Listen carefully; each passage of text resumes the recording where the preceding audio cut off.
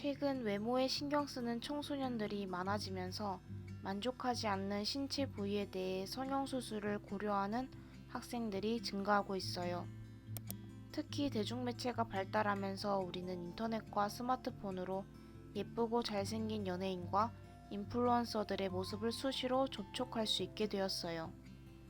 타인과 나의 모습을 비교하게 되면서 자신의 외모를 바꾸고 싶어하는 청소년들이 늘어난 것이죠. 방학이나 수능 시험이 끝나면 성형외과에는 부모님 또는 친구들과 상담을 받으러 병원에 찾는 청소년이 점점 많아지고 있다고 해요. 수험표를 지참하면 수술 가격을 할인해주고 친구들과 같이 병원에 방문하면 추가 할인을 해주는 등 청소년의 성형수술을 부추기는 성형외과의 상업주의도 심각한 추세예요. 경북대의학전문대학원 정호연 교수팀이 대구 지역 6개 대학 신입생 1086명을 대상으로 성형수술 관련 설문조사를 실시한 결과 대학 입학 전에 성형수술을 받은 적이 있는 학생의 비율은 여대생의 경우 28.9%, 남자 대학생은 2.5%였어요. 신체 이미지, 외모에 대한 사회의 인식, 성형수술에 대한 사회적 수용도 등이 장래 미용 성형수술 계획에 영향을 미쳤다고 보고 있어요. 이처럼 청소년의 성형수술에 대한 인식은 상당히 긍정적인데요. 과연 청소년기에 성형수술을 해도 괜찮을까요?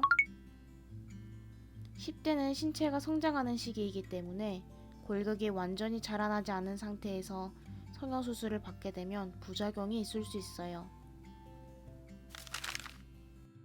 성장기 청소년의 경우 신체 부위가 아직 자라고 있기 때문에 성장 과정에서 성형수술로 인한 흉터 부위도 함께 자라나 수술 흉터가 커지는 경우가 존재해요. 안면 윤곽술과 같이 뼈를 교정하는 수술을 성장이 덜 끝난 상태에서 받게 되면 이후 뼈가 휘거나 잘못 자라 비대칭이 될 수 있고 더 자라야 하는 뼈가 자라지 못하는 경우가 발생할 수 있어요. 인공적으로 만들어내는 합성 물질인 실리콘을 사용하여 꺼진 곳을 채우거나 볼륨을 키우는 수술도 있는데요. 실리콘을 사용하는 수술은 염증과 이물 반응이 일어날 수 있다는 부작용이 존재해요. 이러한 증상이 나타났을 때 보형물을 제거하지 않고 방치하면 구축 현상의 발생에 더 큰 문제로 이어질 수 있어요. 신경은 부서지기도 쉽고 압력과 절단 등에 의해 손상을 입을 수 있어요. 신경 손상의 경우 정도에 따라 평생 감각 저하와 통증 등 심각한 후유증에 시달릴 수 있어요. 유령수술로 인해 쌍꺼풀과 코 성형수술을 받던 여고생이 의식불명에 빠져 사망한 일이 있었어요.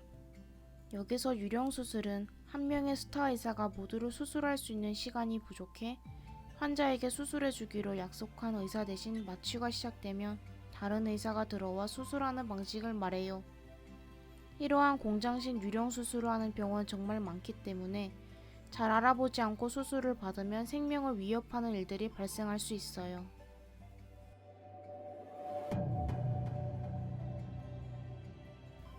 청소년인 여러분이 현재 성형수술에 대해 고민하고 있다면 몸과 마음이 완전히 성숙하지 않은 청소년기보다는 여러 부작용들을 생각해 본 뒤 성인이 된 후에 신중하게 고민해 보는 것이 어떨까요? 지금까지 청소년 성형수술에 관해 이야기를 해보았는데요. 성형수술은 누군가에게는 외모 콤플렉스를 극복할 수 있는 수단일 수 있지만 과도한 성형수술은 외모뿐만 아니라 여러분의 몸과 마음까지 다치게 할 수 있기 때문에 반드시 신중하게 생각해 보시길 바라요.